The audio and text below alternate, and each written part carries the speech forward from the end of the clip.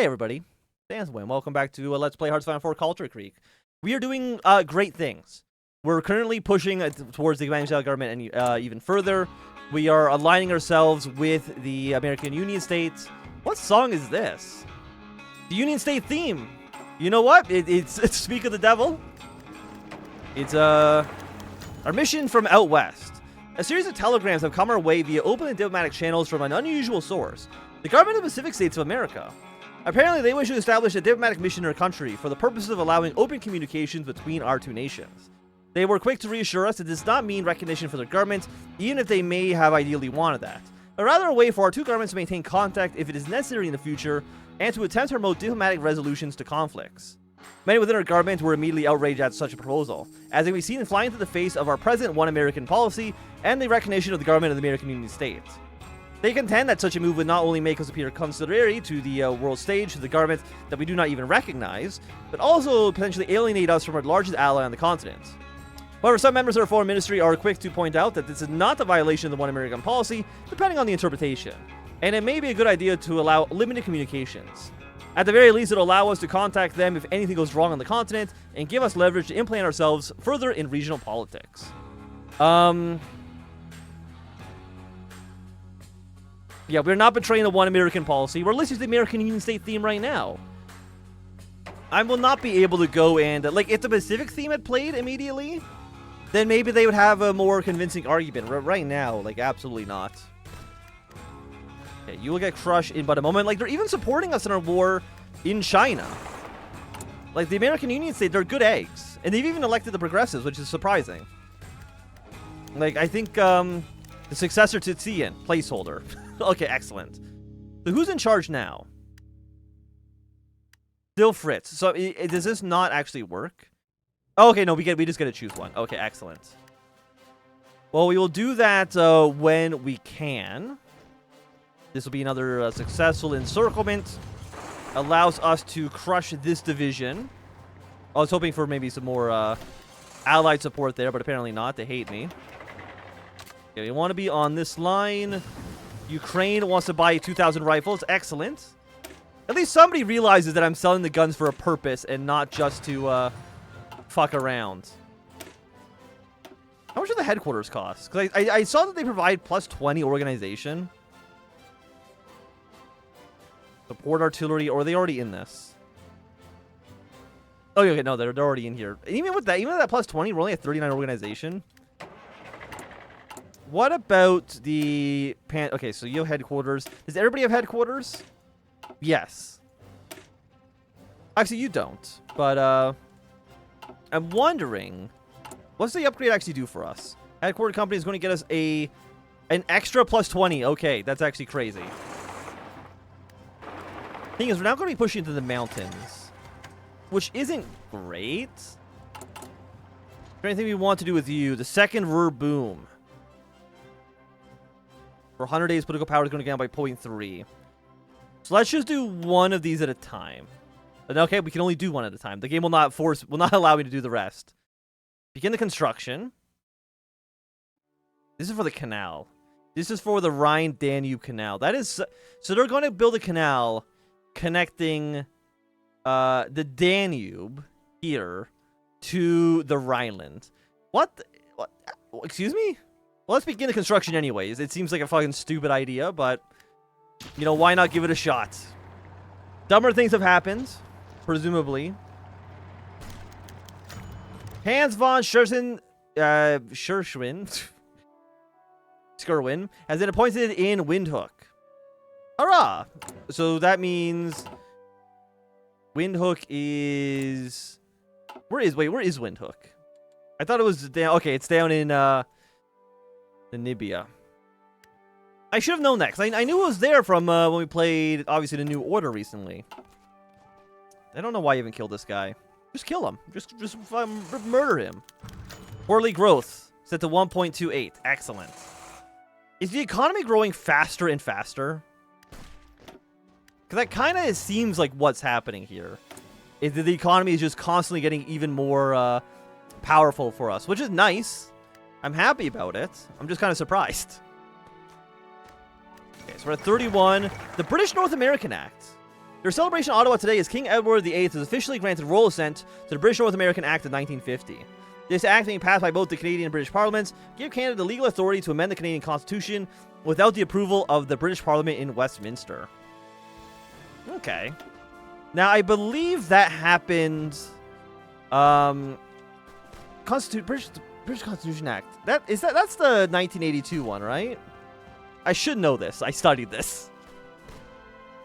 Oh, they just actually joined the Reichspakt. You know what, Dominican Republic? I would love for you to be my friend. We're going to move our way into Kunming. Is that going to make this the capital next? For the first time since the defeat of the three feudal areas in 1681, the city of Kunming has fallen to invader from outside Yunnan.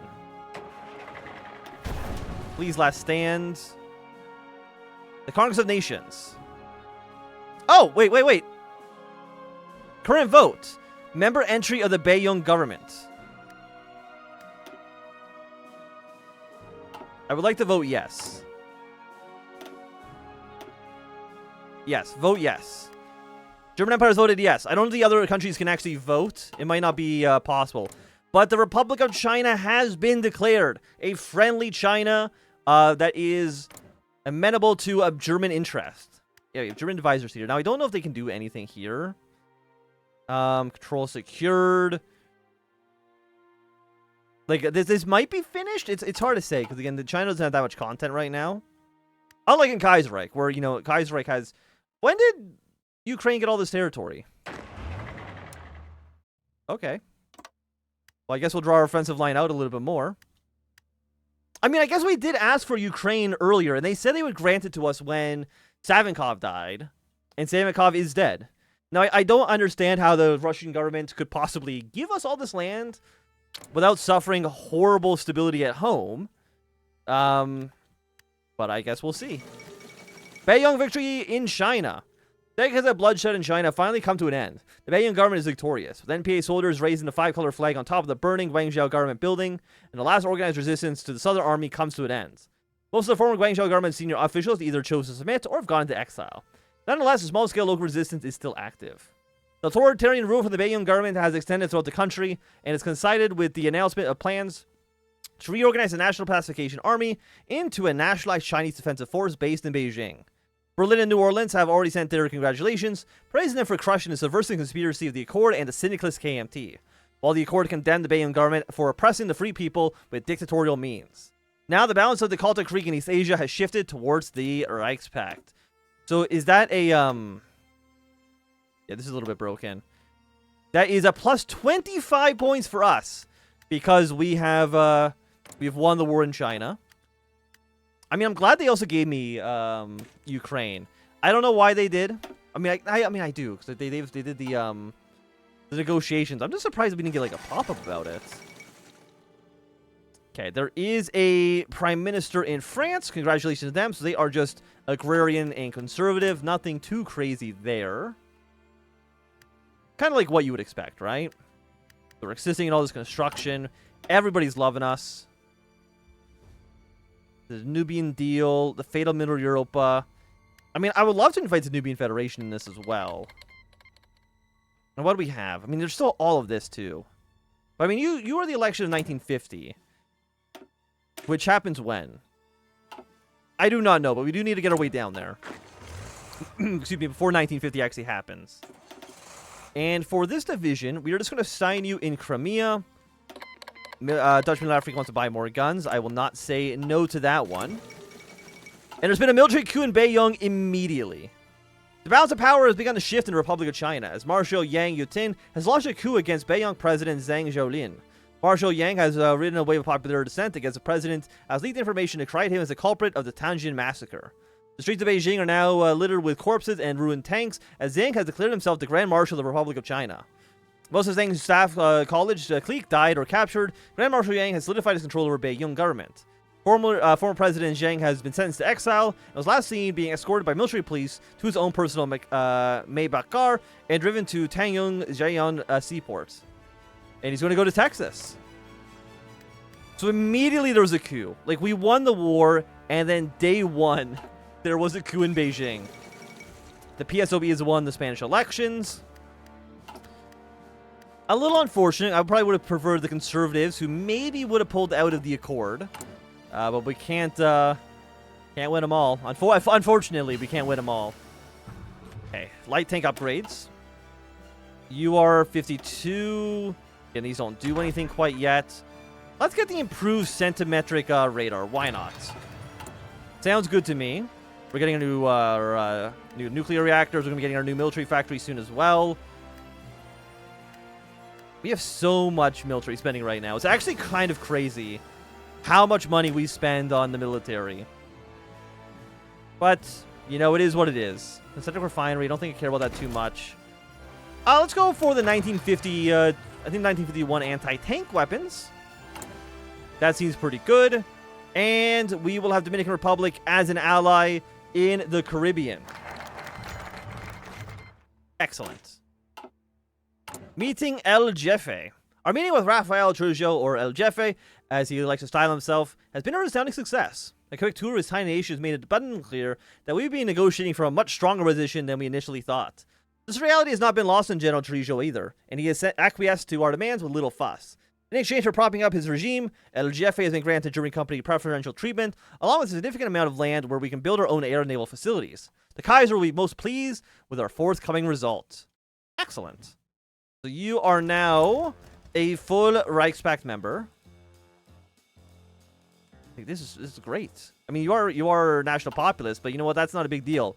Now that Savinkov's government's collapsed, I don't need to worry about national populism too much, I'd have to say. So next up, let's adhere to conservatism.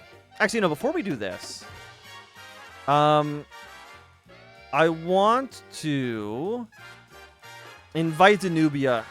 But there's also an immunity. There's actually so many things I want to do.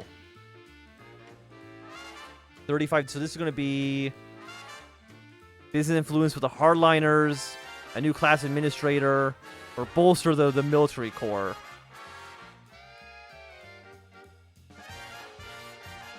Let's just go with a new class administrator. There's something basic here. He looks a little bit like FDR, but I don't know if I'm crazy or not. We'll get that one going. The Alaskan referendum. The Canadian government, both in Ottawa and Juneau, announced today that the referendum will be held in the next few months as to the future of Alaska. Once part of the United States of America, Alaska was placed under Canadian protection following the beginning of the Second American Civil War, a position it has now remained in for over a decade since. However, as the result of pressure from both the Canadian and American politicians, it appears as if Canada is ready to let the territory decide its future for itself.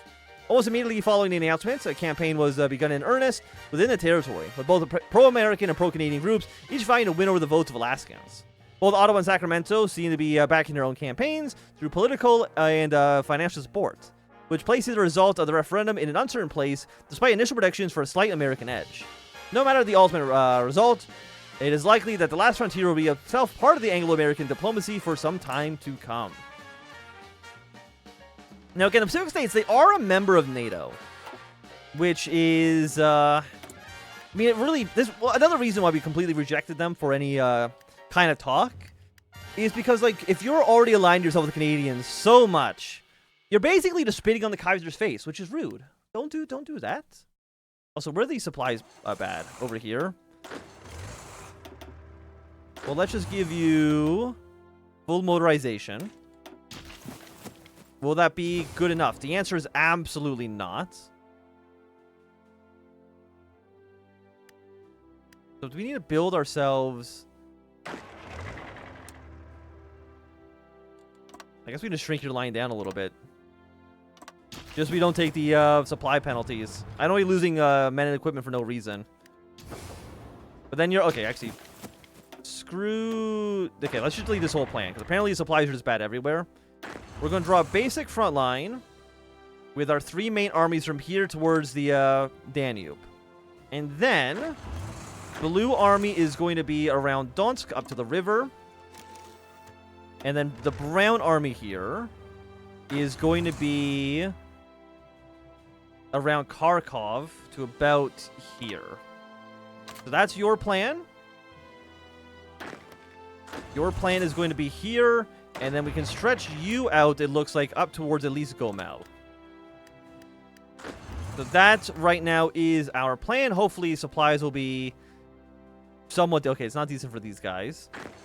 So then we can shrink your line down by 1 more here.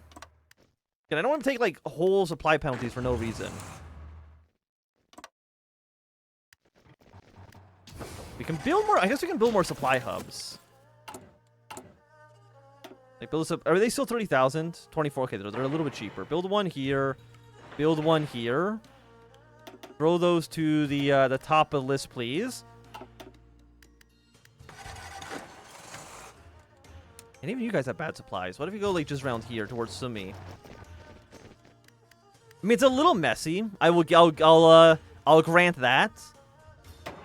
But it's kind of also the best we actually have. Oh, it's because we have no trucks. We have no How do we have no trucks? Cancel the motorized divisions, then. Supply lines are top priority. Reinforcements are top priority.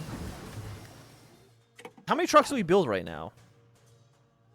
Not nearly enough. And, you know, we have so many rifles. Cut this down by all of them. And then we'll go back up to it plus 10. And how long will that deficit last for trucks? 900 days. That actually is quite a bit. Can I buy trucks? Anybody selling trucks? 60 trucks. 780 from you. Let's see if we can just get this done. Okay, we can do minimum 2 deliveries. Let's do like 3 deliveries. So we're gonna buy Ukrainian trucks and some Middle African trucks. I think that seems okay. Just so, again, we're not taking massive supply penalties for all of our units. For no good reason at all. And what do we have in our research? Do we have, better recon companies? Sounds good. Radio propaganda, I don't care about too much. We have so much political power. Is there anything I want to spend you on? Heavy tanks. Where's, I need something for my mechanized troops. Because the mechanized troops were going, were fantastic. I was having a good time with those guys. We get 2 of you. I mean, I guess we'll go with the... we'll get Krupp in charge here. I didn't see anything for motorized or for mechanized, but I did see artillery bonuses, which is also quite nice.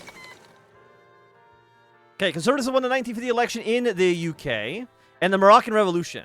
From a quiet corner of Africa, a new war erupts. Revolutionaries across the Moroccan countryside have taken up arms against an oppressive German puppet monarchy. Led by a generation educated in communist Paris, Republic in Madrid, and nationalist Cairo, the so-called Moroccan Federation claims to the legacy of the RIF Republic from 3 decades ago. After a failed assassination attempt, the revolutionaries sought aid from across the channel from the Spanish Republic. It is likely that the South French armies and supplies have also crossed the border into Moroccan territory. The royalist government now seeks soldiers and weapons from the German Empire to combat the revolutionaries, with Canadian shipments due to enter occupied ports within a few months. Okay.